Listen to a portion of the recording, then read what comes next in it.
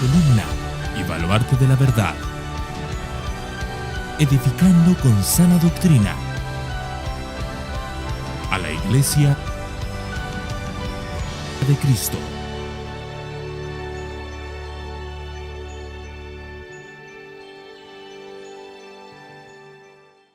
Vamos a orar. Padre amado, queremos darte gracias por el privilegio de poder venir ahora delante de tu palabra. Gracias, Señor, por el regalo de poder tener tu revelación escrita, para que podamos conocer tu voluntad y podamos conocer también cómo conducirnos como pueblo, como iglesia. Te ruego, Señor, que mis explicaciones puedan ser claras y sencillas, de manera que todos lo puedan comprender. Pero sobre todo que mis explicaciones puedan ser fieles a tu palabra, de manera, Señor, que te puedan agradar a ti. Porque si agradan a todos, pero no te agradan a ti, de nada sirve predicar. Por eso, Señor, quiero primeramente tener tu aprobación de todo lo que enseñe y diga, pero también tu bendición sobre aquellos que escuchen, para que puedas edificar a tu pueblo y podamos formarnos como una iglesia cada vez más sólida, pero ante todo cada vez más bíblica. Te pido todo esto en el nombre de Jesús. Amén, amén y amén. Hermanos, vamos a ir primero al texto principal, 1 Timoteo capítulo 3. Estamos hoy en la segunda parte de nuestra serie de los requisitos de los pastores. Estamos en un mensaje que hemos titulado 14 requisitos de un pastor. Y vimos ya los primeros 4 la semana pasada y hoy vamos a seguir, pero vamos a leer el pasaje completo. 1 Timoteo capítulo 3, versículos 2 al 7. Y dice así la palabra del Señor. Un obispo debe ser, pues, irreprochable, marido de una sola mujer, sobrio, prudente, de conducta decorosa, hospitalario, apto para enseñar, no dado a la bebida, no pendenciero, sino amable, no contencioso, no avaricioso, que gobierne bien su casa, teniendo a sus hijos sujetos con toda dignidad. Pues si un hombre no sabe cómo gobernar su propia casa, ¿cómo podrá cuidar de la iglesia de Dios? No un recién convertido, no sea que se envanezca y caiga en la condenación en que cayó el diablo. Debe gozar también de una buena reputación entre los de afuera, para que no caiga en descrédito y en el lazo del diablo, Hermanos, estamos dentro de la serie de 1 de Timoteo, estamos en una serie de mensajes, todos enfocados en este pasaje, buscando entender bíblicamente cómo debe ser un pastor. Y yo debo recordar, antes de dar esta segunda parte de esta clase, una cosa fundamental. Los requisitos establecidos por Dios en su palabra para los pastores no son opcionales. Los requisitos establecidos por Dios en su palabra para los pastores no son requisitos que se puedan tener algunos. Un pastor debe ser de esta manera. Un pastor debe cumplir todos estos requisitos. Si alguien va a servir en la casa de Dios, si alguien va a servir en el pueblo de Dios y si alguien va a servir al pueblo de Dios, debe ser de esta forma. Por eso estamos tomándonos esta clase de una manera muy cuidadosa, muy prudente y sobre todo sin ningún tipo de prisa. Vimos 4 requisitos, hoy veremos algunos más y probablemente necesitaremos otra clase para concluir con toda la lista. Otra cosa que quiero recordar es que aunque sean requisitos para los pastores que Pablo ha establecido, todo cristiano debería cumplir estos requisitos. Es tan evidente como decir que un pastor debe ser marido de una sola mujer, pero esperamos que un cristiano también sea marido de una sola mujer aunque no sea pastor. Esperamos que sea sobrio, esperamos que sea prudente, esperamos que sea irreprensible. Son cosas que nosotros deseamos ver en todos los creyentes, porque al final van a reflejar en su gran mayoría el carácter de Cristo. Y es lo que nosotros queremos ver en la vida de cada uno de nosotros, tanto hombres como mujeres, el carácter de Cristo formado en nuestras vidas. Así que aunque esto hable de los requisitos de los pastores, es necesario entender, hermanos, que son los requisitos de la vida de los cristianos. Para los pastores es un imperativo, es decir, un cristiano si falla en uno de esos requisitos o quizá no es apto para enseñar, que eso ya sería la única parte hábil o el único don referido más al oficio de la enseñanza que llevará a cabo el pastor, pues podríamos tratarlo. Se le puede considerar como que a lo mejor es nuevo en la fe y hay que discipularlo, hay que enseñarlo, hay que corregirlo. Pero un pastor es obligatorio que cumpla cada uno de estos requisitos. La semana pasada vimos 4, la palabra irreprensible, explicamos que no se trataba de que no tuviera ningún tipo de defecto, pues esto sería ilógico a la luz de la palabra, pero debería ser una persona con una vida recta, una vida que vaya en sintonía con lo que enseña, una vida que sea honesta, una vida que no sea hipócrita a la luz de la palabra que predica, sino una vida que no se le pueda reprochar nada en cara en cuanto a su carácter y testimonio.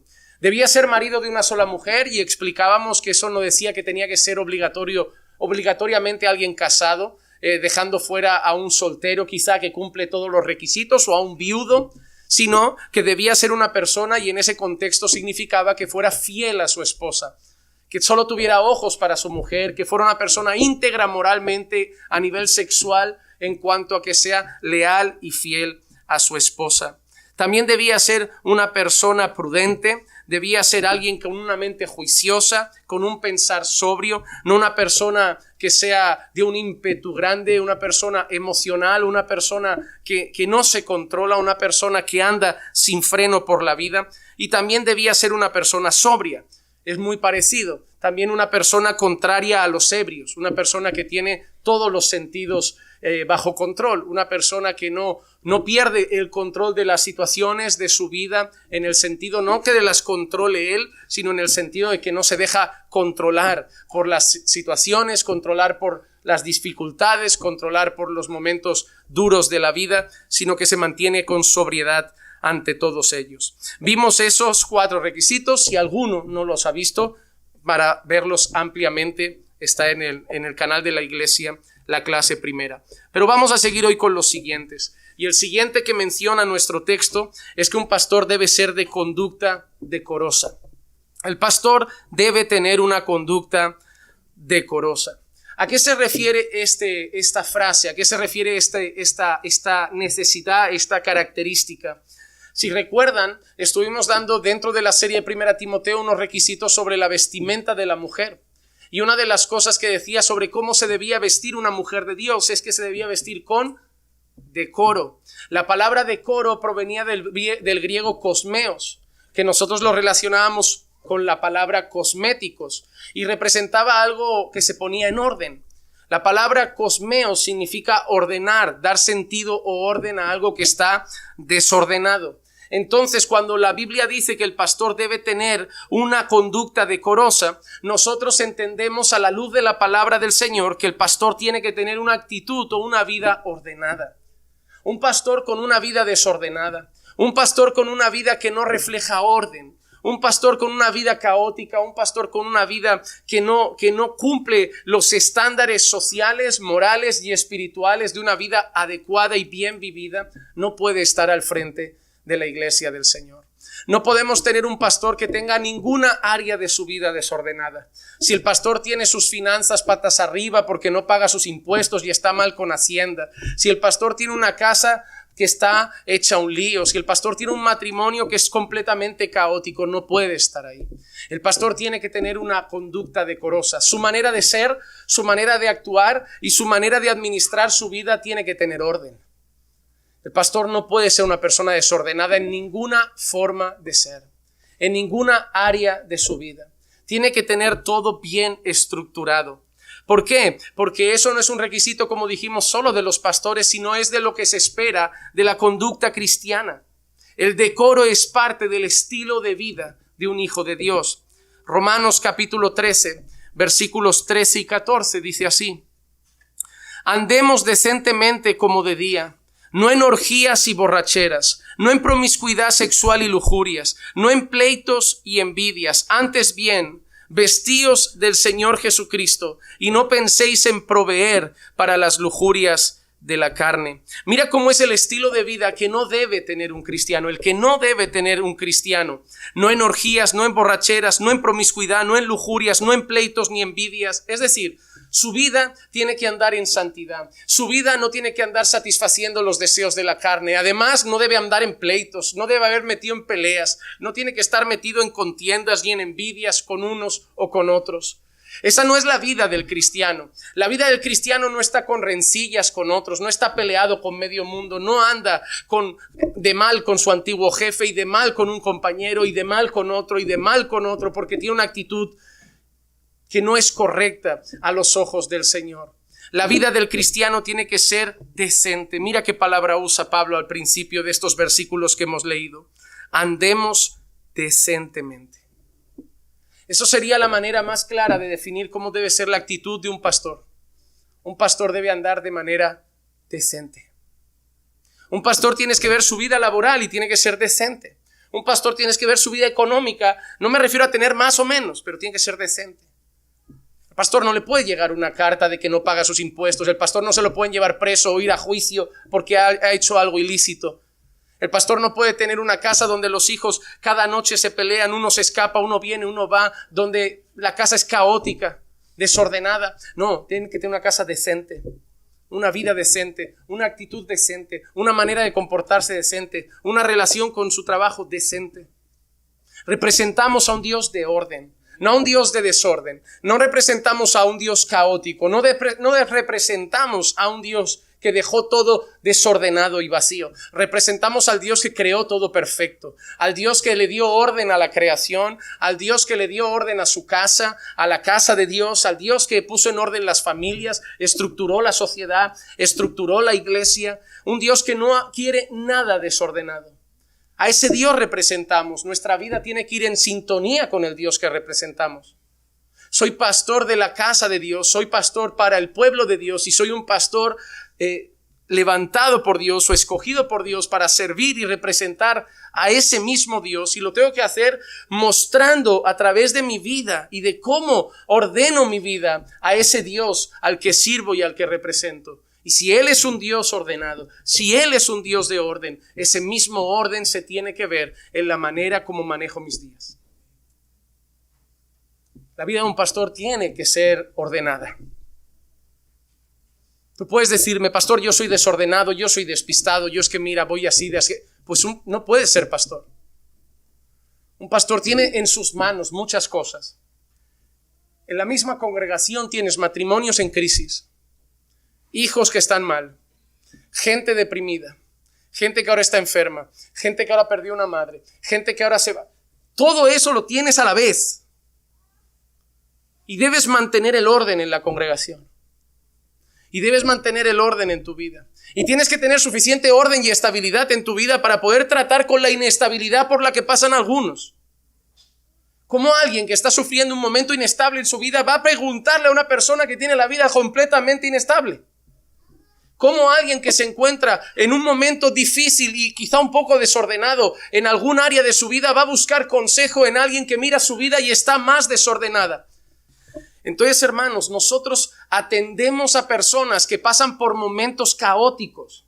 Atendemos a personas que pasan por momentos donde su vida está en un bache.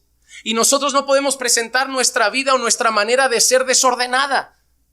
Tú no ves confianza en pedir consejo cuando tu matrimonio está un poco desestructurado a una persona que tiene un matrimonio desordenado. Tú no ves confianza para pedir un consejo a una persona sobre un momento financiero difícil que tiene su economía desestabilizada. Tú no vas a pedir consejo para tu vida que a lo mejor está pasando por un bache para una persona que también tiene un carácter y una manera de conducir su vida completamente inestable. El pastor tiene que vivir de una manera ordenada, de una manera decente, de una manera bien estabilizada, para poder atender a las personas que están pasando por momentos diferentes y darles el ejemplo de una casa ordenada, de una vida ordenada, de una conducta ordenada. Porque nosotros no solo enseñamos con nuestras palabras, nosotros tenemos que modelar con nuestro ejemplo. Nosotros no debemos simplemente decir, mira, tienes que tener tu casa en orden. Bueno, muéstrame con tu vida cómo es una casa en orden. Mira, tú debes vivir una vida espiritual así, muéstrame cómo se vive. Los pastores debemos llegar a poder decir como Pablo, imitadme a mí porque yo imito a Jesús. Si mi vida está hecha un caos, ¿cómo voy a hablar a las personas de cómo más o menos estructurar su vida? Si en mí no ven la parte práctica. Porque estar ahí y escuchar la teoría está bien, pero quieres ver también la práctica. Quieres ver un modelo al que imitar, quieres ver un ejemplo que poder seguir. El pastor tiene que tener una vida y una conducta, no solo una vida, una conducta que esté completamente ordenada. Hermanos, como he dicho, eso representa a nuestro Dios. Mira, por ejemplo, el culto que Dios quiere. En 1 Corintios capítulo 14 y el versículo 40, el Señor dice esto a través de Pablo: pero que todo se haga decentemente y con orden. El Señor da dones a la iglesia y eso es algo precioso. No nos debemos enfadar con los dones, debemos celebrar los dones. Son un regalo del Señor. Nadie puede pelearse sobre los dones. Debería ser un tema de alegría, no de debate ni de discusión, porque son un regalo de Dios para su iglesia además. No son un regalo para Él. Él no se ve beneficiado como nosotros nos vemos beneficiados de los dones. Son para edificación de la iglesia. Hacen bien al pueblo de Dios. Pero el problema es que Dios le había dado dones a la iglesia. Pero ¿cómo era la vida de los corintios? ¿Cómo era la conducta y la manera de ser de los corintios? Un poco caótica. Por eso llega Pablo y tiene que decir: mira, si alguien va a hablar en lenguas, que hable 1 o 2 o 3, siempre en orden, con intérprete, y si no, que se callen, porque si no, no edifica. Pablo tiene que dar orden, ¿verdad? Orden. El don está bien, o sea, lo que Dios os ha dado es una maravilla, pero desordenado no solo no edifica, sino que no representa a Dios. Un culto donde toda la gente empieza a dar vueltas, a rodar. Mira la expresión que Pablo usa. Puede entrar alguien que no conoce a Dios, veros y pensar: estos están locos. Eso no representa a Dios. La gente suele tomar el ejemplo de lo que pasó en Pentecostés, y la gente suele decir: ¿no ves? Ellos decían que estaban borrachos. Lo que pasó un día lo suelen usar para justificar todos sus cultos. No, como allí en Pentecostés pensaba que estaban todos borrachos, nosotros así justificamos todo el desorden de nuestra iglesia. Mira, el mundo está desordenado. Las familias del mundo están desordenadas. Las escuelas del mundo están desordenados. Los jóvenes andan desordenadamente. El pueblo anda desordenadamente. Los políticos andan desordenadamente. Solo debe haber alguien en medio de este mundo que represente orden: la iglesia de Cristo. Dios coge todo y lo ordena. El diablo coge todo y lo desordena. Si nosotros representamos al que ordena las cosas, no lo podemos hacer con un culto desordenado y mucho menos con una vida desordenada. Por eso cuando te ven ir a la iglesia pero luego tener una casa patas arriba, te preguntan: ¿y para qué vas a la iglesia? ¿Eso es ser cristiano? Porque teóricamente tú representas a un Dios diferente, ¿no? No, a familias diferentes. Porque si sois del Dios de orden, vuestra familia debe ser ordenada. Ahora entiendo, viendo tu familia ordenada, que entiendo que vas a la iglesia.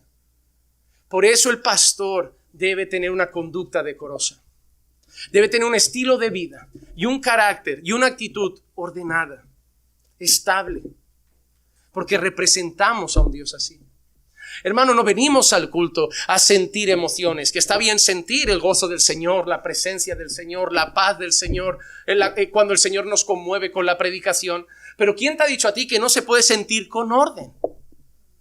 ¿Por qué relacionamos sentir con rodar, con gritar, con gemir, con caer? Yo he estado en iglesias donde nadie está gritando en la predicación y me está conmoviendo la palabra y el Señor me está hablando profundamente y está transformando mi vida y me está haciendo sentir pecador y culpable y me está llevando a llanto por dentro. Yo no necesito un caos a mi alrededor para decir que hubo un mover, ¿no? El mover estuvo. Pero Dios es un Dios de orden. Dios no se va a contradecir. Dios no te va a decir: quiero un culto que se haga todo con orden y decencia, pero cuando yo llego con mi espíritu lo desordeno. A ver, Señor, tú no puedes pedirnos que hagamos una cosa que luego tú llegas y le das la vuelta. Entonces, ¿quién será quien desordena el culto? ¿Quién será quien hace un caos del culto? Porque el caos no representa a Dios. El desorden no representa a Dios. Pues si nosotros representamos a Dios, el culto, nuestras vidas, nuestros hogares, nuestra economía debe ser ordenada.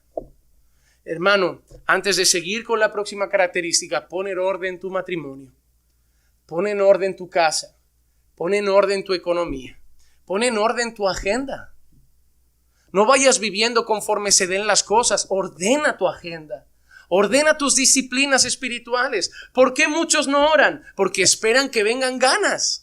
Pon un horario. De tal hora a tal hora, tiempo de oración. De tal hora a tal hora, tiempo devocional con la palabra. De tal hora a tal hora, tiempo con mis hijos. ¡Ay, eso es muy mecánico! Eso es orden. ¿Qué tiene de malo? ¿Saben qué pasa? Al orden lo llaman mecánico. A la estabilidad le llaman monotonía. Porque en el fondo no saben vivir ordenados. En un mundo de caos, todo lo que signifique orden y normas es una prisión. Cualquier iglesia donde un carnal llega que no tiene al Espíritu Santo de Dios y es una iglesia de disciplina, con normas y orden, le va a parecer, ya lo habrás escuchado, es que es fría. Es que no veo el mover de Dios. Es que no siento. ¿Tú quieres jaleo? ¿Tú quieres jaleo? Hay palabra, sí, y es buena. No, es fiel. Y la alabanza, hay alabanza, sí, y es bíblica lo que se canta. Sí, se canta, que cuida la letra. Y hay oración, sí, sí. Entonces, ¿por qué te vas? Porque es que no siento. Ok. Pues así anda mucha gente. En un mundo que solo quiere adrenalina, que solo quiere sentir. La mayoría de personas que le preguntas, ¿por qué te quieres tirar en paracaídas? Solo tienen una respuesta. No es porque sea un deporte que ahí gane el que lo hace mejor. Es por experimentar un momento de adrenalina. Vivimos en un mundo viciado a las emociones. Dejarnos llevar por las emociones trae caos y trae desorden. Una vida y un mundo manejado con el corazón es lo que tenemos. Si quiero infidelidad, infidelidad. Si me apetece ahora el compañero de trabajo, el compañero. Y si ahora me apetece robar, robo. Y si ahora me apetece mudarme de país, me mudo. Y si me apetece comprarme, me lo compro, venderlo, vendo. Voy haciendo conforme mi corazón y la vida se empieza a desordenar. No, una vida dirigida por el Espíritu Santo de Dios, que es un espíritu de orden, no es una vida desordenada. Más vale que te guste la vida vivida rectamente. Porque Dios es un Dios de orden. Un pastor tiene que tener una vida ordenada, la iglesia tiene que adorar a Dios ordenadamente, el culto tiene que ser con orden y decencia. Porque eso representa a nuestro Dios. Amén. Un pastor debe tener esa vida.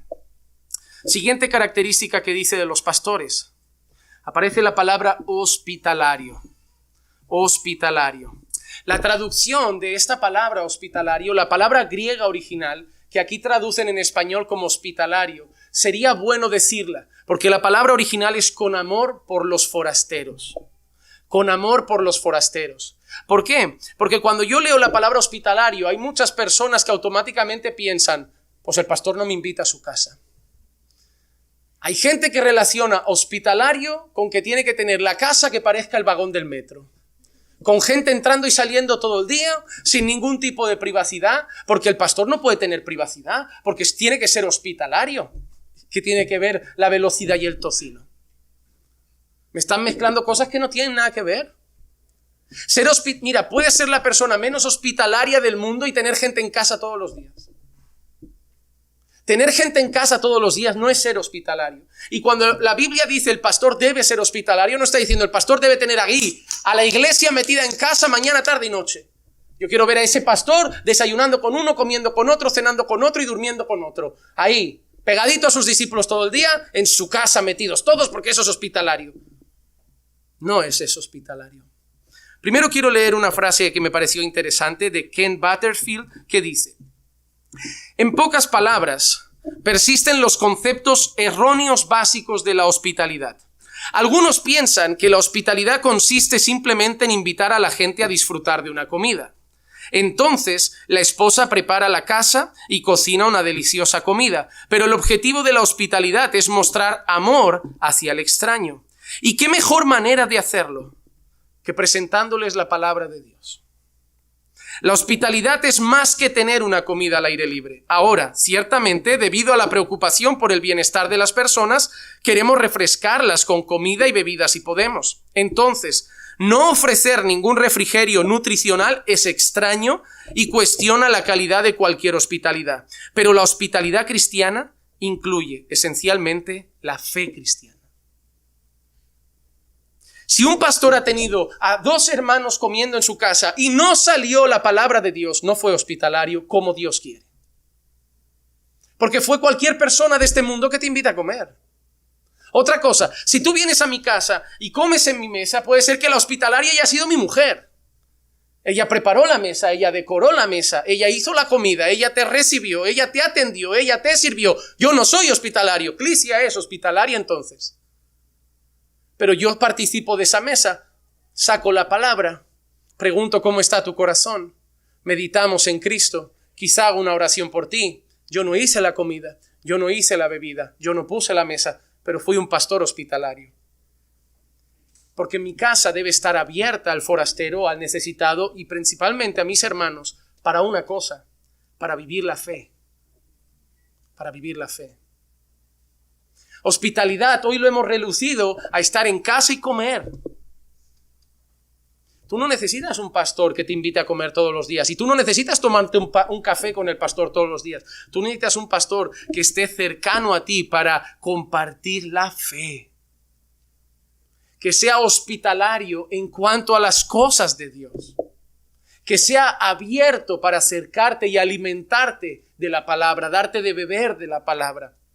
Claro, esto implica que el pastor debe ser cercano. Un pastor no es alguien que puede parecer un extranjero en la vida de sus hermanos. Un pastor, como dijo Spurgeon, debe oler a oveja. No, tú, mira, puedes ser alguien que vive en el púlpito y no tener contacto con las ovejas. Entonces, sé predicador. Puedes ser un excelente predicador, pero no ser pastor. Puedes ser un excelente maestro de las Escrituras, pero no ser pastor. Pero si eres pastor, vas a querer estar con tus ovejas. Vas a amar estar con el redil. Porque los llevas en el corazón. Ayer estaba haciendo un devocional y fue un tiempo muy edificante con unos hermanos por internet de varios países. Y una frase que Pablo usa es esa: yo os llevo en mi corazón. No puedes ser hospitalario con alguien que no llevas en el corazón. Porque la hospitalidad no se trata de abrirle la nevera, se trata de abrirle tu vida. Se trata de acercarlo a ti. Se trata de cuidar su corazón. Porque la necesidad más grande que tenéis vosotros no es que yo os dé un plato de comida. Ya tenéis comida en casa. Ya tenéis dinero para un café. Y algunos coméis mucho además. Pero cuando venís a mi casa no esperáis la mejor comida. No esperáis venir solo para beber y comer. Vamos a ser honestos. Cuando vais a la casa de un pastor se espera algo. No solo comer. No solo beber. Porque tu mente está diciendo, es la casa del pastor. Cristo va a estar. Tiene que haber alabanza. Tiene que haber palabra. Quizá nos confronta, quizá aprovecha y me corrige algo que en público no hace normalmente y ahora que me tiene cerca me llama la atención. Ay, pero no me gustó, el pastor fue, solo me riñó, eso no es ser. Sí es ser hospitalario. Te acercó a su hogar para pastorearte de cerca. Para tratar tu corazón con cosas que no puedes soltar desde aquí arriba y necesita decírtelas a solas. A veces la hospitalidad no se muestra solo en casa. Podemos ser en un despacho, en una conversación en la entrada de una puerta. Lo que necesitamos entender es que cuando la Biblia dice que el pastor debe ser hospitalario, tiene que ser una persona cercana a su congregación. Y yo sé que decir esto, pues ahora muchos se están frotando las manos y decir, pues conmigo hace mucho que no queda. Entended algo, sois muchos, también se espera que la iglesia no sea egoísta. Si yo he quedado contigo hace 2 semanas, mira cuánta gente tienes alrededor. Lo justo sería que quedara con ellos también antes de repetir, ¿no? Todos tienen necesidad, todos tienen luchas, todos tienen dificultades. Pero hay gente que si no haces de ellos el centro y no les das su cita semanal como si tú fueras otro culto más, el hablar con ellos, sueltan lo de no me siento pastoreado, falta amor, aquí no hay. Y eso es mentira. Cuando yo me empecé a conocer a mí mismo como pastor y empecé a valorar las opiniones de los que realmente están conmigo y me conocen y me aman y son sinceros, empecé a entender cómo soy como pastor y dejar de escuchar las opiniones de gente que es consentida y mimada. Pero algo que en esta iglesia hemos aprendido es esto. Esta iglesia es una iglesia cercana. Toda la gente que visita esta congregación dice que esta iglesia es una iglesia cercana. Es una iglesia que abraza, es una iglesia que algún hermano siempre se acerca a ti para saludarte y darte la bienvenida, que algún hermano percibe que eres nuevo y a lo mejor te hace una pregunta simplemente de dónde vienes y cómo has llegado aquí. Es una iglesia que si tú quieres te atiende, es una iglesia que si tú quieres aquí van a estar unos brazos siempre para acogerte, ya sean de hombres o de mujeres, pero siempre va a haber un pueblo. Si tú lo buscas está, Nunca he visto en esta iglesia los brazos cruzados a nadie que los ha buscado abiertos. Y voy a decir una cosa. Si la iglesia es así, es en parte porque los que empezaron desde el principio inculcaron eso a la iglesia. Es muy extraño que una iglesia sea frío y su pastor la persona más cálida del mundo. Pero es muy extraño que una iglesia sea cálida y su pastor sea lo más frío del mundo. Normalmente las iglesias acaban siendo el reflejo de su pastor. Y algo que yo siempre le he dicho a todo el mundo y que pueden percibir, y no es para alabanza mía, es personalidad, es que los que van llegando a esta iglesia antes de empezar el culto saben que hay un hombre dando vueltas por la sala intentando saludar a los 300. Rápido, pero saludar a los 300. Para que cada día que vienen o cada domingo que vienen se lleven el saludo y la despedida, si Dios quiere, de su pastor. Y eso es algo que se inculca a la congregación. Eso es ser hospitalario. Es algo que tú sabes que si acaba el culto, a lo mejor no te puede dar una hora, pero puedes acercarte a decir algo, puedes pedir una cita y sabes que la van a considerar, que te van a abrir la puerta de su corazón, la puerta de su vida, y claro que sí, en ocasiones, como hicimos este fin de semana, la puerta de su casa. Pero entended también que los 300 no cabéis en el salón, que hay que ir poco a poco, que ya iréis llegando, pero de momento los 300 no caben. Pero no penséis que ser hospitalario es solo invitaros a comer, porque eso lo puedo hacer sin amaros. Es solo llamaros por cumplir para que así no os quejéis más, os doy de comer, os aguanto 2 horas, bueno hermanos, hoy estoy cansado ya, mira, fui a la casa del pastor a comer. Eso no es ser hospitalario, es mucho más que eso, es compartir la fe, es abrir la palabra, es acercar tu corazón a mi corazón. Puedes estar en mi mesa y yo no tenerte en mi corazón. Pero la hospitalidad empieza acercando el corazón de la oveja al corazón del pastor. Cuando sois parte de mi vida. Cuando no estáis a veces presentes, pero en mis oraciones estáis dentro de mi hogar. Eso es hospitalidad. Eso es hospitalidad. Y eso, como he dicho, no es solo algo que debe tener un pastor, eso es algo que debe tener todo cristiano. Todo cristiano. Es una marca del amor y de la misericordia de los verdaderos creyentes. Romanos capítulo 12, versículos 12 y 13 dice así: gozándoos en la esperanza, perseverando en el sufrimiento, dedicados a la oración, contribuyendo para las necesidades de los santos y practicando la hospitalidad. Practicando la hospitalidad. Esa instrucción no se la da Pablo a un pastor, se la da Pablo ¿a quién? A los creyentes. Somos llamados a practicar la hospitalidad. Y hay un versículo que cuando estudiamos la carta a los hebreos impacta mucho. Mira lo que dice Hebreos 13, 1 y 2. Permanezca el amor fraternal, no os olvidéis de mostrar hospitalidad. Y mira lo que dice ahora. Porque por ella, algunos, sin saberlo, hospedaron ángeles. Eso es chocante. Y a mí hay personas que me han dicho, bueno, eso es una expresión simbólica. No es así. Porque todo el texto que envuelve ese texto de Hebreos es literal. Y yo creo literalmente que lo que quiere decir el autor de Hebreos es que mostrando hospitalidad a algunos, sin saberlo, han tenido ángeles en casa. Sí, pero no ángeles que brillaban como un ser espectral y que flotaban por la sala. No, pero yo veo en la Escritura que hombres, en el Antiguo Testamento, lee Génesis, y dime si no tuvieron hombres ángeles en casa que les parecían hombres. ¿O no te suena a alguien que hospedó unos ángeles, que luego quisieron hacer algo con los ángeles y al final los ángeles se cargaron una ciudad? Eso no es simbólico, eso fue literal. Y yo entiendo que no llegaron con alas blancas como pintan en los dibujos. ¿Por qué no puede pasar hoy? ¿No siguen existiendo los ángeles? No dice ahora que nadie salga a la calle cada día a subir un mendigo a casa esperando que un día el mendigo sea un ángel. Te van a robar la cartera, te van a robar la vajilla, o no te van a robar, pero tampoco vayas buscando ángeles ahora como los niños buscando Pokémon por la calle. Tu foco no tiene que estar, y eso es lo importante de ese texto, tu foco no debe estar en hospedar ángeles.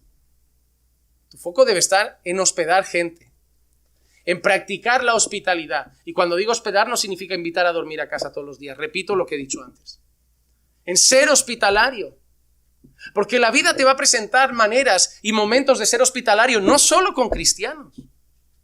Dios pone mucha gente en nuestra vida a lo largo de nuestro peregrinaje aquí. Dios pone en nuestro camino muchas personas delante que no son cristianas y a las que podemos hacer un bien. Pero ahora te digo una cosa, si pasa por delante de mí una persona que yo veo que tiene una terrible necesidad, con la que puedo practicar la hospitalidad y quiero invitarle a un plato de caldo en mi casa, darle de comer fue hacer obra social.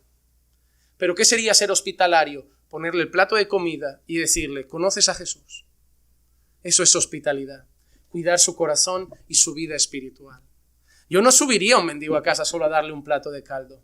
No puede ser que en la casa de un creyente suba alguien a comer y no se vaya conociendo, no digo conociendo, pero al menos habiendo escuchado el evangelio de nuestro Señor Jesucristo. Porque entonces hicisteis una obra de caridad, pero no fue hospitalidad bíblica y cristiana. Por eso el texto y la frase que hemos leído lo decía. Se trata de una hospitalidad de fe en cuanto a la fe cristiana. Y otra cosa, cuando nosotros somos hospitalarios o practicamos la hospitalidad, hay que hacerlo bien. ¿Y qué quiero decir con hacerlo bien? Primera de Pedro capítulo 4 y versículo 9 dice: sed hospitalarios los unos para con los otros, sin murmuraciones. Porque, amado hermano, si llevas a la gente a tu casa para luego comentar de la gente cuando se va, no los lleves. Si llevas a la gente a tu casa para luego quejarte de alguna actitud, no los lleves. Si llevas a la gente a tu casa para luego quejarte y repasar todo lo mal que hicieron y cómo no cumplieron algún protocolo social, no los lleves.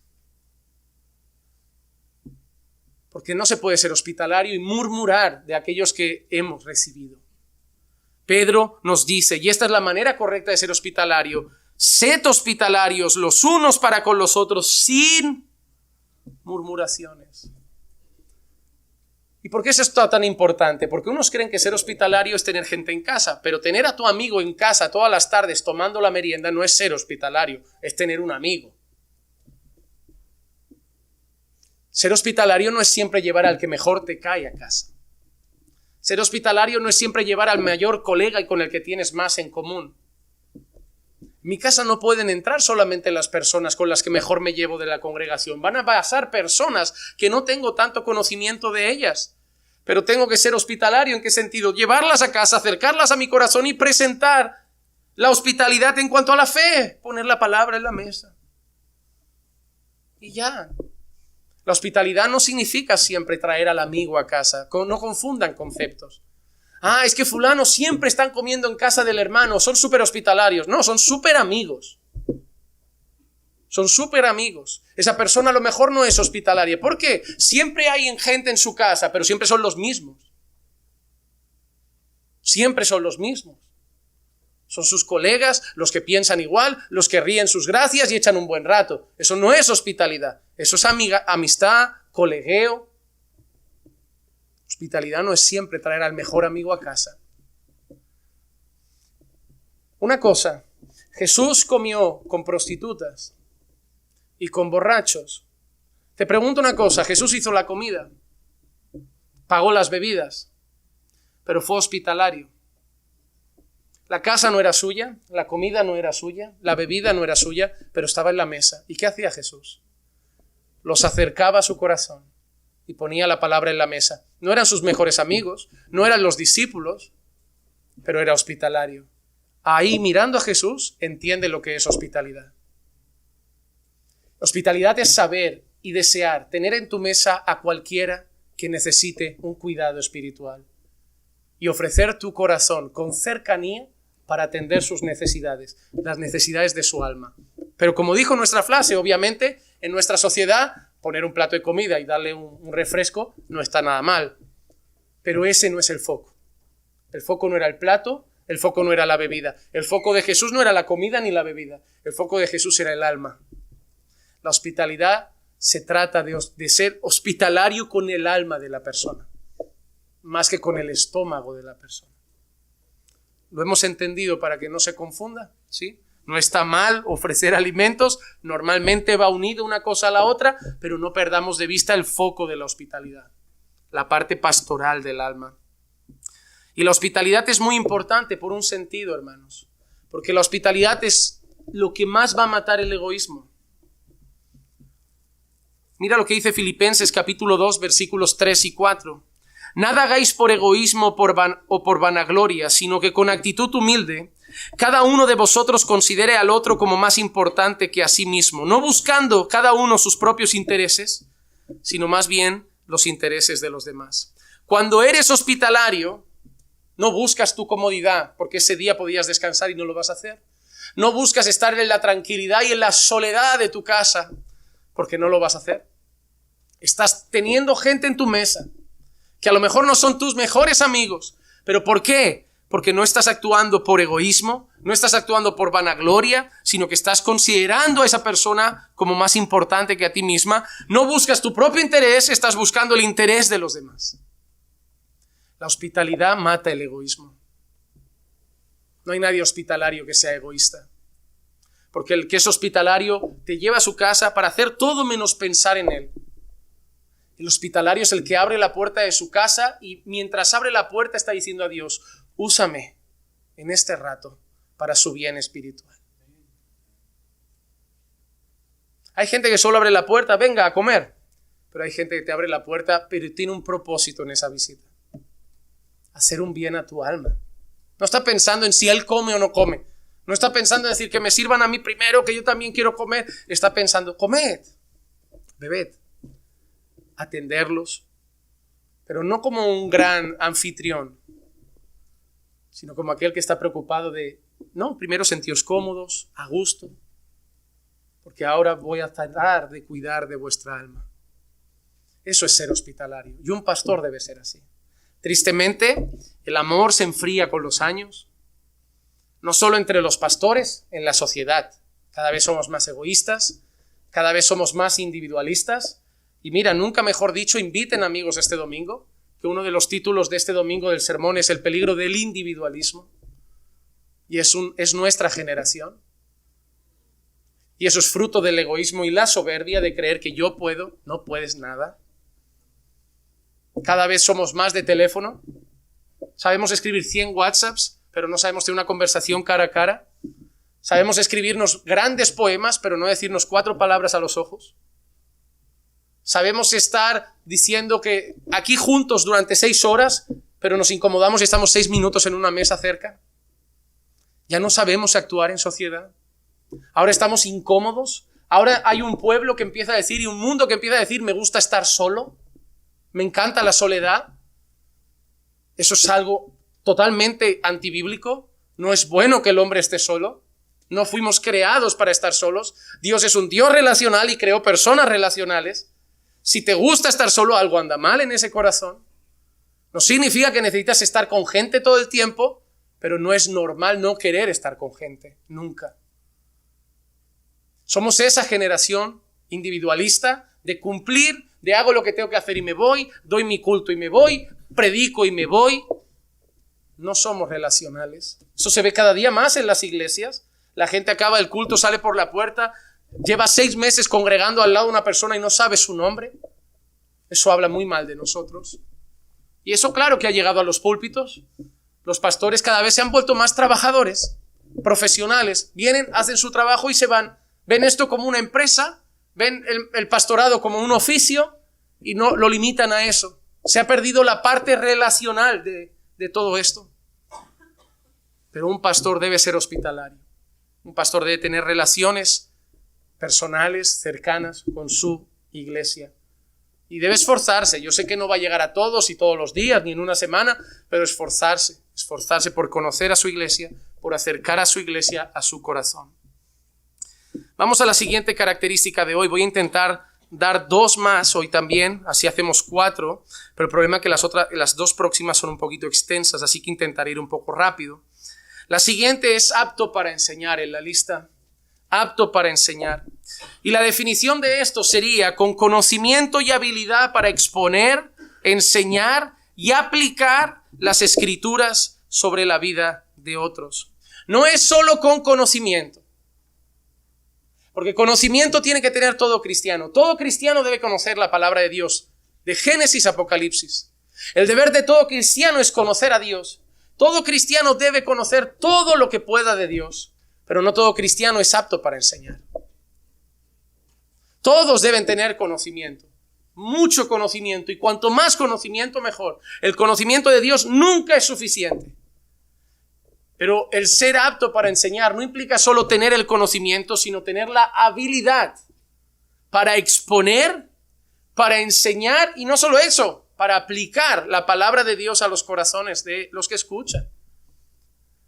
Hermano, ¿de qué vale si yo tengo 1000 libros en la cabeza, me vengo aquí delante de vosotros 1 hora y cuando acabo no entendéis nunca nada?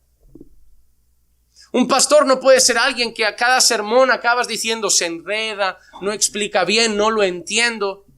No es el mejor expositor quizá, pero tiene que ser apto para enseñar, tiene que exponer algo y que se tiene que entender. Porque si la gente no entiende el mensaje, no lo puede aplicar a su vida. De toda la lista de características de un pastor es una cosa interesante. Todas tienen que ver con carácter. ¿Tú te das cuenta qué es lo más importante para Dios en la vida de un pastor? No son sus habilidades, es su carácter. Todos los requisitos tienen que ver con carácter menos uno. Solo uno tiene que ver con la habilidad. No tiene que ser un buen administrativo, un buen contable, un buen cantante, un buen músico, tiene que ser apto para enseñar. Todo lo demás es carácter. Pero una cosa, si la persona tiene carácter y no es apto para enseñar, no es llamado al ministerio pastoral. Puede ser un excelente creyente, o como veremos más adelante, puede ser un excelente diácono, pero no puede ser pastor. Eso no es menospreciarlo. Es que el Señor escoge a sus pastores, levanta a sus pastores, y una de las cosas que le va a dar a los pastores es la aptitud para enseñar la palabra de Dios. Hermano, yo necesito predicar de tal manera que cuando salgas de aquí, aunque no haya sido lo más profundo, digas, ha sido claro, lo entiendo siempre. Incluso los textos más complejos de la Biblia, tengo que predicarlos de manera de decir, oye, yo he leído eso y hoy lo entendí. Ese es mi trabajo. Esa es mi labor y por eso necesito esa habilidad, aptitud para enseñar las Escrituras. Para llevarlas delante de ti e intentar acercarlas a tu corazón para que puedas aplicarlas en tu vida. Eso es ser apto para enseñar. Hay un pastor llamado Tabiti que dice lo siguiente: un hombre puede tener un don, pero el don debe estar informado por un contenido apropiado.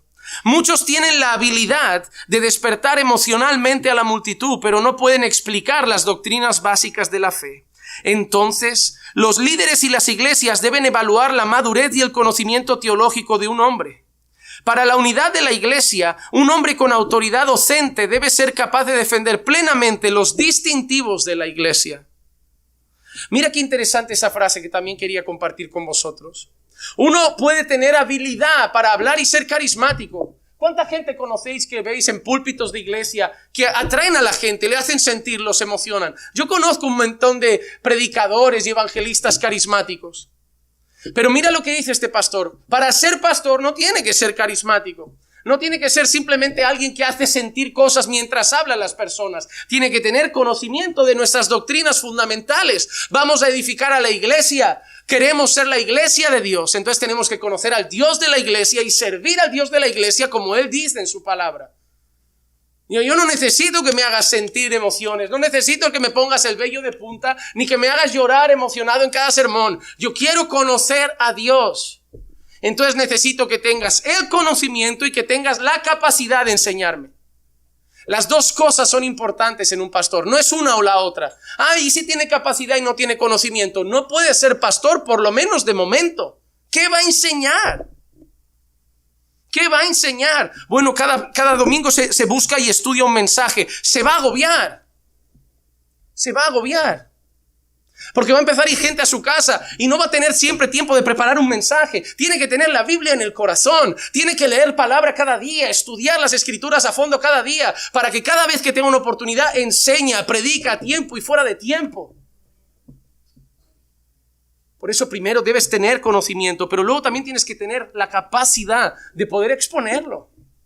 Porque si vas a hablar y me enredo y no entiendo y te vas por las ramas y te repites, entonces quizá no es lo tuyo. Y un pastor debe ser apto para enseñar. Primero, porque esa es la tarea principal del pastor. Cuando alguien te pregunte qué es la tarea más importante y principal de un pastor es esa. Segunda de Timoteo capítulo 4 versículos 1 y 2. Te encargo solemnemente en la presencia de Dios y de Cristo Jesús, que ha de juzgar a los vivos y a los muertos por su manifestación y por su reino. Predica la palabra. Y mira cómo se lo ha encargado. Te lo encargo solemnemente en presencia de Dios y de Cristo. Mira lo que Pablo le está diciendo a Timoteo. Timoteo, ahí viene la tarea más sagrada que vas a tener que hacer. Ahí te encargo la tarea más sagrada de tu ministerio. Y te lo encargo en presencia de Dios y de Cristo. ¿Saben lo que le está diciendo Pablo? Timoteo, piensa que detrás de mí está Dios y Cristo mirando en esto que te digo. Predica la palabra. Predica la palabra, insiste a tiempo y fuera de tiempo, redarguye, reprende, exhorta con mucha paciencia y instrucción. Predica a tiempo y fuera de tiempo, insiste, redarguye, reprende, exhorta con mucha paciencia y instrucción. La tarea principal de un pastor es predicar la palabra de Dios. Los martes venís aquí a estudiar palabra. Los jueves venís aquí a escuchar palabra. Los domingos venimos a cantar, a orar, a hacer todo lo que conlleva el culto, pero a recibir palabra. Y si el sábado nos vamos a reunir, hombres, es para compartir de la palabra, para ser confrontados por la palabra. Y si vamos a leer un libro que tenga que ver con la palabra. Y si vamos a tener que dar un consejo que sea fundamentado en la palabra. Porque mi trabajo no es... Cuando estaba en el mundo igual sí, quería saber las alineaciones de los equipos del fútbol, quién fichaba a quién ganaba la Premier, quién ganaba luego la Liga Italiana, quién ganaba la Champions, la UEFA, cómo iba el Mundial, y ahora todo eso...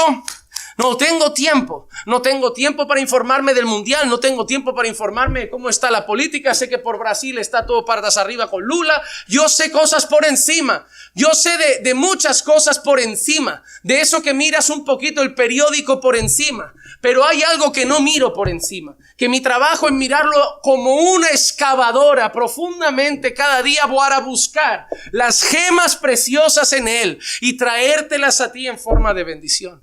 Yo cada día como un minero cavo para encontrar el tesoro que hay en el texto de hoy y traerlo delante de ti, que tú te deleites de las piedras preciosas que yo pasé toda una noche cavando para encontrar, solo para que tú las disfrutes. Ese es mi trabajo.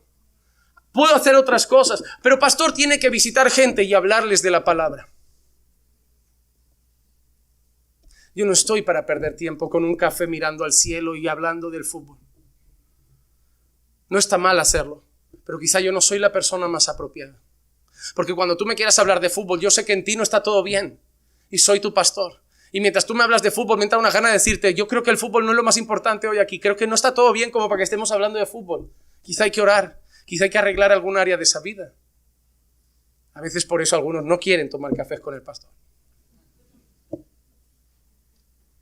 Es como, invitamos al pastor a un café, es que ya sabe lo que va a pasar. No siempre es así, pero es que es mi trabajo principal. Todo lo demás es secundario. Esa es la tarea principal de un pastor.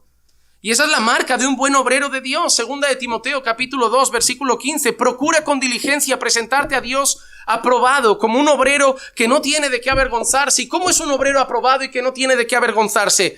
Que maneja con precisión la palabra de verdad. Yo no tengo que saber versículos al azar. Yo no tengo que saber versículos sueltos de la Biblia y lanzarlos para explicarlos así como me venga el antojo. Yo debo manejar con precisión la palabra de verdad.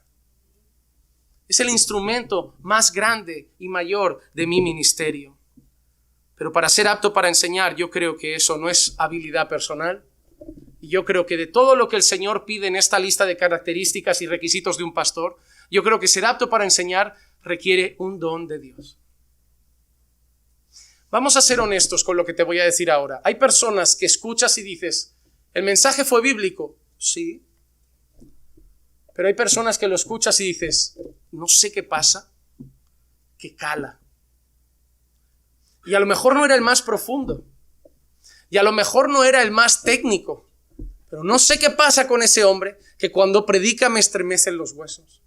¿Sabes cuando Jesús habló y los de Emaús dijeron, no ardía tu corazón cuando hablaba? Existen hombres que a lo mejor no tienen los sermones con más citas de grandes autores, ni más elocuentes, ni las palabras más técnicas del seminario. Quizás son más sencillos, pero son fieles a la palabra y usados por Dios de tal manera que cuando los escuchas dices, wow, es como si me acorralara contra la pared y estuviera él y yo en esa sala. Yo creo que la predicación se puede aprender, pero que hay predicadores que tienen un don de Dios. Yo estoy convencido de ello. Yo he conocido a muy buenos maestros, muy buenos teólogos y muy buenos expositores. Y yo enseño a gente a veces a exponer las escrituras. Se puede aprender a exponer. Hay cursos de oratoria, de interpretación, de elaboración de sermones. Hay cursos de cómo aprender a predicar este texto y cómo aprender a predicar este libro. Hay cursos. Pero te puedes hacer 1000 cursos, subir aquí y no ser lo tuyo. Pero también quiero decir algo, que si tú sabes que tienes un don, es como si Dios me ha dado un don para la guitarra, para la música. Yo no lo dejo simplemente aparcado, yo lo ejercito, yo lo trabajo, yo lo perfecciono. Ya que Dios me ha capacitado con algo, yo quiero entrenarme para ser mejor cada día en eso. Pero yo creo que es un don. Romanos capítulo 12, versículos 6 al 8. Pero teniendo dones que difieren según la gracia que nos ha sido dada, usémoslo. Si el de profecía, úsese en proporción a la fe. Si el de servicio, en servir. O el que enseña, en la enseñanza. Hay un don para enseñar. El que exhorta en la exhortación, el que da con liberalidad, el que dirige con diligencia, el que muestra misericordia con alegría. Entonces, entre los dones vemos que hay un don para enseñar. Dios ha dado un don para la enseñanza. ¿Y por qué es tan importante esta parte del ministerio? Porque la enseñanza está muy reñida con la salvación. Primera de Timoteo capítulo 4 y versículo 16. Ten cuidado de ti mismo y de la enseñanza. Persevera en estas cosas, porque haciéndolo asegurarás la salvación tanto para ti mismo como para los que te escuchan. Ten cuidado de ti mismo y de la... En Reina Valera la palabra que aparece es doctrina. Y es curioso que Pablo le dice a Timoteo, Timoteo, cuida 2 cosas. Cuídate de ti mismo, y eso no significa vete a un spa. Es cuida tu vida, tu consagración, tu santidad, tu intimidad con Dios. Le está diciendo, cuida cómo andas y cuida lo que enseñas. ¿Sabes qué es la orden más clara que cada día Dios le da a los pastores? Cuida cómo vives y cuida lo que enseñas. Porque tu vida tiene que ser así y lo que enseñas tiene que ser mi palabra. Pero mira que afirma aquí Pablo además. Cuida de ti mismo y de la doctrina. Persevera en estas cosas. Porque haciéndolo, aseguras la salvación para ti mismo como para los que escuchan. Porque si estás en una iglesia donde no hay doctrina, ¿cuál es la garantía de que eres salvo? ¿Cuál es la garantía de que eres salvo? Porque entonces si la doctrina no importa, los católicos son salvos. Claro, si tú me dices que la doctrina no es lo más importante, los católicos son salvos. Ah, no, pero ellos son idólatras. ¿Y por qué dices que la idolatría está mal? ¿Eso qué es? Eso es doctrina. Bueno, si la doctrina no importa, los adventistas son salvos. Ah, no, pero es que dicen que Jesús es otras cosas. Ah, amigo, ¿pero eso qué es? Eso es doctrina. Cristología. Ah, los testigos de Jehová, si la doctrina no importa, son salvos. No, ¿por qué? Porque dicen que Jesús no es Dios y que el Espíritu Santo es una energía. ¿Y por qué eso importa? Porque eso es doctrina. Así que esos no son salvos. ¿Por qué? Porque están enseñados de un falso Cristo, de un falso Espíritu Santo. La doctrina es muy importante. Porque donde la verdad no está, la verdadera salvación tampoco. No vale estar en cualquier iglesia. Ah, pero estoy en una evangélica. Hoy nos han hecho creer que porque el cartel es evangélico ya es mejor que un testigo de Jehová, que un católico, que un mormón, que un adventista. Hermano, no todo lo evangélico es cristiano. La doctrina es importante y por eso Pablo le dice a Timoteo, cuida 2 cosas, tu vida y tu doctrina, porque haciendo eso aseguras la salvación para ti y para los que te escuchan. ¿Por qué eso? Porque Timoteo, si vives pecando no eres de Dios, no eres salvo. Y si enseñas mentiras no eres de Dios, no eres salvo. Pero si perseveras en la verdad y si perseveras viviendo en santidad, esas son evidencias de una cosa, eres salvo y eres un siervo del Señor. La doctrina es importante. Por eso, Hebreos 5:12 llama a la iglesia a crecer en conocimiento. Pues aún ya debierais ser maestros. Otra vez tenéis necesidad de que alguien os enseñe los principios elementales de los oráculos de Dios y habéis llegado a tener necesidad de leche y no de alimento sólido. Así que, hermanos, todos los cristianos deben conocer a Dios. Todos los cristianos deben asegurarse de estar firmes en la verdadera doctrina de Dios.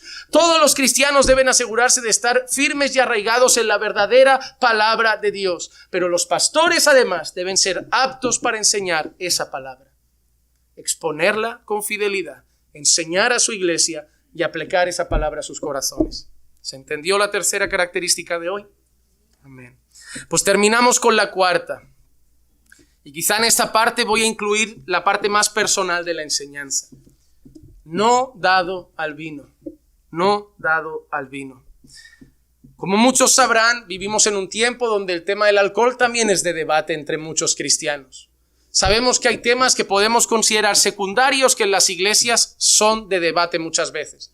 Por ejemplo, cuando hablamos de las segundas nupcias, del casarse por segunda vez, muchas iglesias pues lo permiten abiertamente, otras lo permiten con algunos filtros y otros rotundamente niegan que después del divorcio pueda haber otras segundas nupcias. Son temas que no afectan a la salvación, pero que han dividido a algunos creyentes por mucho tiempo. Hay otros, y uno de ellos es el alcohol. Por mucho tiempo los creyentes no bebían, luego algunos empezaron a beber más, luego también mezclados por la cultura empezaron a defender el uso moderado de bebidas alcohólicas y cada uno al final tira para donde más le gusta o donde más quiere. Pero el si se puede beber o no es un tema que a algunos les llega a dividir y yo espero tocar este tema último de hoy con un poco de madurez. La Biblia dice que el pastor no debe ser dado a la bebida y os quiero enseñar hoy principalmente por qué yo no bebo nada y por qué soy abstemio y por qué de corazón sincero pido que los que sirvan a mi lado también lo sean. La palabra no dado a la bebida significa que no tiene reputación de ser un bebedor asiduo. Ese es el significado básico de eso, que no tiene reputación de ser un bebedor asiduo. Así que hasta ahí cualquier persona me dirá, pastor, entonces, entre Efesios que dice no os embriaguéis con vino y eso, pues está claro que si no tiene reputación de beber regularmente, ya está, no pasa nada si se toma una copa de vez en cuando. Está bien, la gran mayoría de pastores piensan así, lo veo totalmente lícito, los argumentos son totalmente adecuados y yo nunca he matado y condenado a nadie por tomarse una copa de vino. Más allá de que yo considere que los que sirven al Señor no deberían hacerlo. Primero, no soy el único. La mayoría de predicadores clásicos pensaban de la misma manera. Y ahora quiero dar algunos motivos de ello. En primer lugar, mirando el Antiguo Testamento, y yo creo que Dios no cambia, aquellos a los que Dios decidían consagrarle al Señor, aquellas vidas que decían consagrar al Señor, los que consideramos nazareos, tú vas a ser para el Señor, no podían acercarse al fruto de la vid. Números capítulo 6 versículos 1 al 4. Y el Señor habló a Moisés diciendo, habla a los hijos de Israel y diles, el hombre o la mujer que haga un voto especial, el voto de nazareo, para dedicarse al Señor, y así entiendo yo mi vida. Cada uno la vive como quiere, pero yo la mía la entiendo dedicada al Señor. El que haga ese voto, y por eso yo decido hacer esto, se abstendrá de vino y de licor. No beberá vinagre, ya sea de vino o de licor. Tampoco beberá ningún jugo de uva, ni comerá uvas frescas ni secas.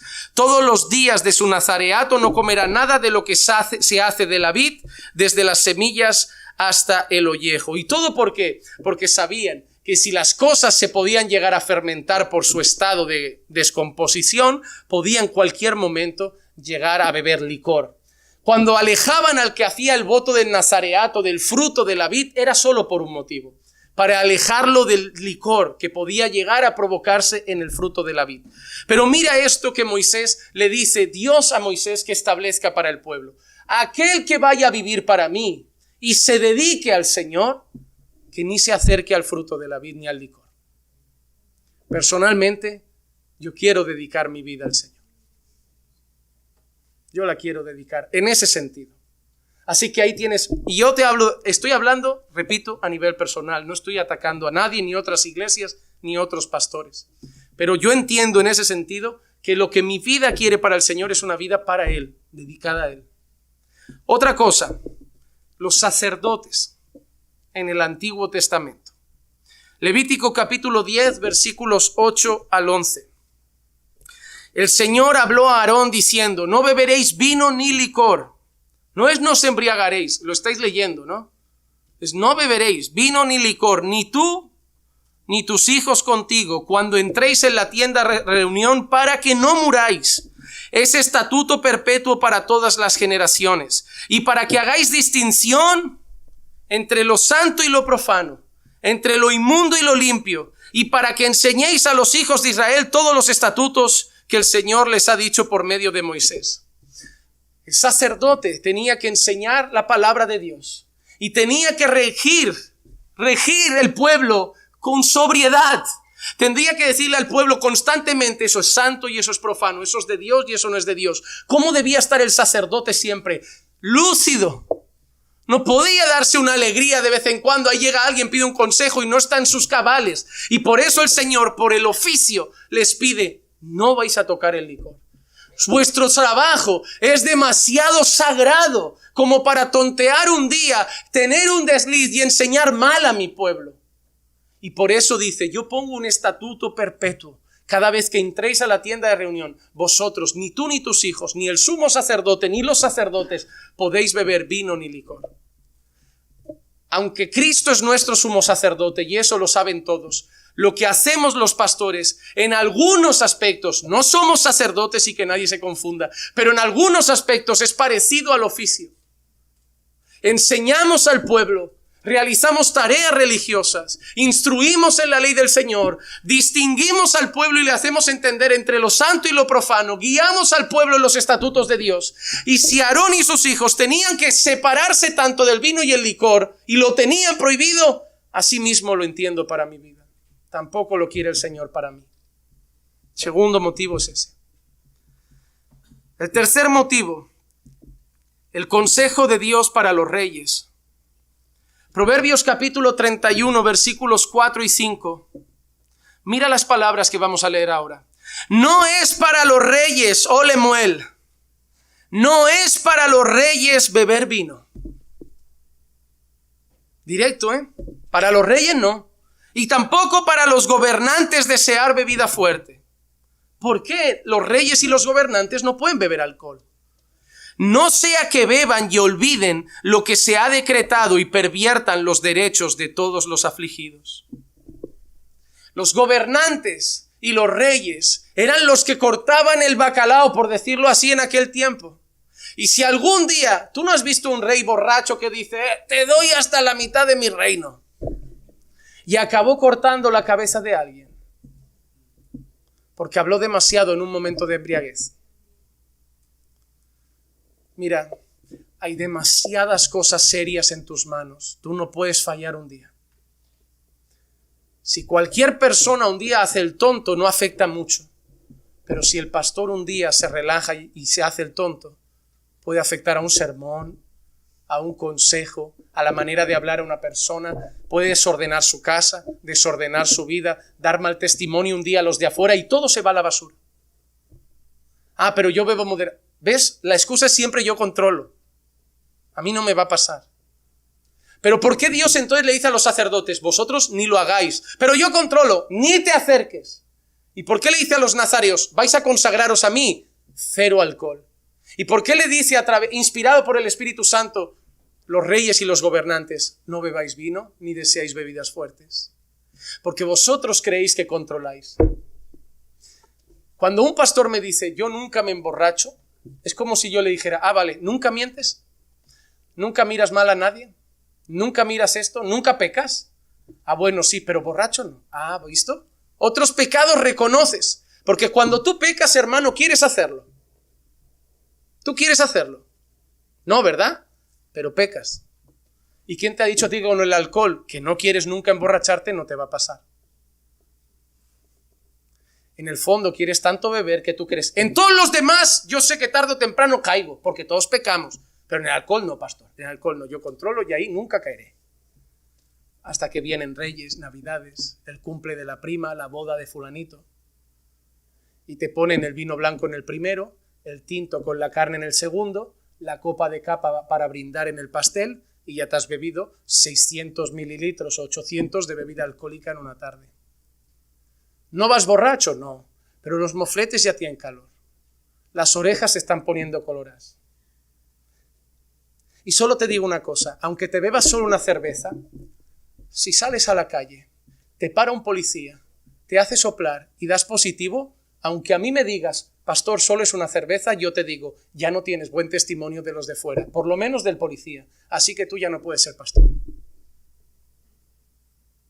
Ah, pero no me importa lo que piense, ya verás uno de los requisitos de final. A mí ningún policía me tiene que hacer soplar y decir, pero solo ha sido una copa, gente. No me importa, caballero, multa, puntos. Así quedo yo delante de las autoridades. Si hasta las autoridades saben que una copa afecta, yo no lo voy a saber. Pero debemos recordar que vivimos en culturas muchas veces borrachas. Hermano, el mayor error es relacionar alcohólico con gente que se cae al suelo. España es un país de alcohólicos que no se caen al suelo siempre, pero que beben todos los días.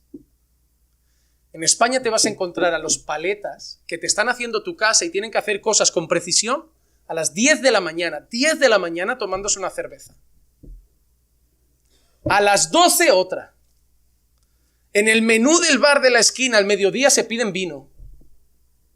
Y por la tarde, cuando acaban la jornada, antes de pasar por casa, su cervecita y para casa. El que no se toma dos. Tienen que hacer casas con precisión. Tienen que dar buena imagen ante los clientes. Tiene una familia que atender. Y aunque tú no digas que viene caído, porque no viene caído, porque va muy separado y va reduciendo el alcohol, lo vuelve a meter, va reduciendo el alcohol, esa persona se ha bebido casi 1 litro de alcohol ese día. Pero quítale a España la cerveza y el vino y verás cómo les cambia el carácter. Verás cómo lo necesitan. Y te van a decir frases como es que es nuestra cultura, es que a mí el médico me ha dicho que va bien al corazón. ¿Dónde has visto ese estudio? Si yo te digo que me voy a fumar un porrito de marihuana y tú me dices, pastor, ¿qué haces? La medicina ha dicho que la marihuana es terapéutica ahora y va muy bien. Pero pastor, yo jamás tendría un pastor que se fuma un porro. ¿Por qué si el médico dice que va bien? Pero porque el porro te afecta a tus sentidos. ¿Y lo otro no? Porque por mucho tiempo el alcohol es una droga, legal, pero una droga.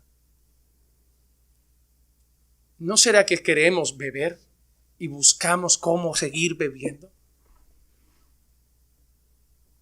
Yo he decidido dar mi vida al Señor, tomarme mi oficio tan serio como los sacerdotes. Manejo cosas más serias que las que maneja un rey y un gobernador. Y si a ellos Dios les dijo, no te quiero ver cerca del vino, yo tampoco lo voy a beber. Porque ya sea que un hermano o cualquier persona me encuentre por la mañana, por la tarde o por la noche, en una comida familiar o en la boda de fulanito, me van a poner en una mesa, me van a hablar y no voy a estar haciendo el tonto. Siempre voy a estar sobrio y dispuesto para hacer lo que tengo que hacer. Predica a tiempo y fuera de tiempo. Mi oficio es demasiado sagrado como para mezclarlo con bebida fermentada. Mi oficio requiere sobriedad absoluta. Isaías capítulo 28, versículo 7. También esos se tambalean por el vino y dan traspiés por el licor. ¿Qué pasa cuando beben? El sacerdote y el profeta por el licor se tambalean. Están ofuscados por el vino. Por el licor dan traspiés. ¿Y qué les pasa? Vacilan en sus visiones y titubean al pronunciar juicio. Mira, el Señor no quiere para sus profetas ni para sus sacerdotes vino, porque lo que hacen tiene que hacerse con sobriedad absoluta. Hay una prohibición expresa en Efesios, claro que sí, Efesios 5:18, y no os embriaguéis con vino, en lo cual hay disolución, sino sed llenos del Espíritu. Ya lo sé. Por eso yo no condenaré a ningún pastor que diga en su conciencia, yo sí que quiero beber. Pero yo quería darte los motivos lícitos, creo yo, y personales por los cuales, a la luz de la palabra, creo que mi oficio requiere ser abstemio. A Timoteo le dieron vino por su enfermedad. Primera de Timoteo capítulo 5 y el versículo 23. Ya no bebas agua sola, sino usa un poco de vino por causa de tu estómago y de tus frecuentes enfermedades. La proporción posiblemente que usara a Timoteo de vino aquí era 1/10 parte. Para un vaso de agua, a lo mejor Timoteo se echaba 2 gotas o 3 de jugo. ¿Pero por qué? Porque el agua de aquel entonces no era la nuestra. No era agua mineral, no era agua como tenemos nosotros embotellada, era agua que estaba contaminada y tenían que hacer ciertas cosas porque si no era malo para su salud. Porque, hermanos amados, si tú crees que todo lo que es beber vino en la Biblia es como tu tinto, Jesús hizo entonces más de 100 litros de tinto para una boda. Esos acabarían borrachos perdidos. Si tú lo entiendes de esa manera, Jesús montó una bacanal a hacer el agua en vino. Porque por las proporciones del texto fueron más de 100 litros de Don Simón. Hermano, el vino en la Biblia no es como tú y yo lo entendemos. Un judío de aquel entonces, si le das una copa de nuestro vino, hermano, es peor que el aguardiente para ellos. Ellos si bebían algo diluido en agua. Las proporciones usualmente eran 1/8 parte, 1/10 parte. Pero repito, nosotros basados en nuestras culturas, tenemos la tendencia a querer justificar otras cosas.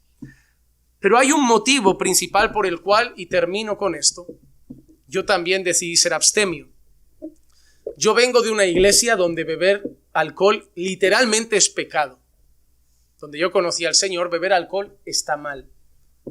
Y conozco muchas iglesias que beber alcohol es pecado. O sea, yo te he dado mis argumentos, he ido un poco a la escritura y un día me gustaría hacer un estudio solo más profundo del tema del alcohol. Tengo un estudio mío personal que lo hice para convencerme a mí mismo que son 75 consejos para no beber. Todos bíblicos. Entonces será un estudio largo, pero lo haremos una tarde. Pero yo sé que hay muchos hermanos que entran por esa puerta, que vienen de congregaciones y denominaciones, que beber es pecado. Y yo les he dicho que la mayor hospitalidad de un pastor es no ser egoísta. Esos hermanos seguirán mis redes, verán mis fotos, caminarán conmigo. Y si ese hermano llega y yo pido una cervecita en la terraza, ese hermano no vuelve. Ese hermano va a decir, no, el pastor bebe. Porque en su mente es pecado. Ya, pero no pasa nada ese... Pero mira lo que dice Pablo en 1 Corintios capítulo 8, versículos 12 y 13. Y así, al pecar contra los hermanos y herir su conciencia cuando está débil, pecáis contra Cristo. Por consiguiente, si la comida hace que mi hermano tropiece, no comeré carne jamás. Mira Pablo, para no hacer tropezar a mi hermano. Pablo está diciendo, si mi amigo es judío, yo no pido cerdo.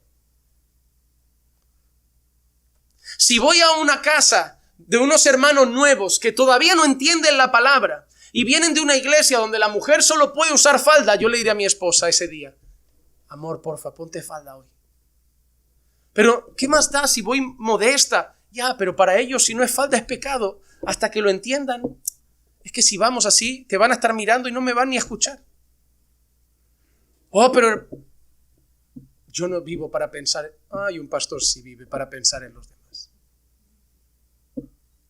Hay hermanos que no habrían durado aquí un mes si yo me hubiera estado tomando una copita con ellos en un bar. Pero yo sé que no todos tienen el mismo pensamiento. Que si entra uno y me ve con un piercing ya no vuelve. Que si entra uno y me ve con un tatu ya no vuelve. Que si entra uno y me ve tomar alcohol ya no vuelve. Y mi deber es no vivir para mí.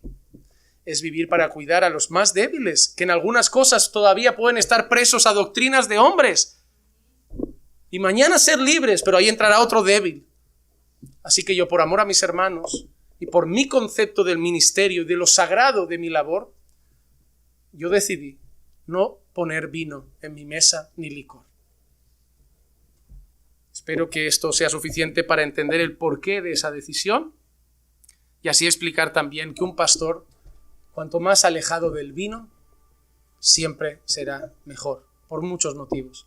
Testimonio, sobriedad y lo sagrado de su oficio. Esas son las 4 características que vimos hoy. Plegamos y la semana que viene seguimos con la tercera parte de estas clases. Padre, te damos muchas gracias por todo lo aprendido en esta tarde. Gracias por recordarnos la importancia, Señor, de estos requisitos para ejercer nuestro ministerio. Ayúdanos, Señor, a tener una vida ordenada y decorosa, una actitud, Señor, siempre estable y ordenada. Ayúdanos, Señor, a ser hospitalarios, a acercar la vida de los hermanos a nuestro corazón y atenderlos primeramente con la verdad de tu palabra. Ayúdanos, Señor, a ser aptos para enseñar. Haznos, Señor, capacitarnos cada día más, crecer en conocimiento, pero también capacitarnos para exponer mejor y fielmente tu palabra. Y finalmente, Señor, y te lo pido eso de manera personal y dejando el resto a su conciencia, aléjame de todo lo que me haga tropezar. Aléjame del vino y del licor que para muchos son locura y diversión. Aléjame del vino y del licor que para muchos son cultura y tradición. Y manténme, Señor, en todo momento sobrio, por la importancia de mi oficio, porque he dedicado dar mi vida a ti, y sobre todo, pensando en el hermano débil, para no ser de tropiezo a su conciencia, por amor a Cristo y a su vida. Y te pido todo esto en el nombre de Jesús. Amén, amén y amén.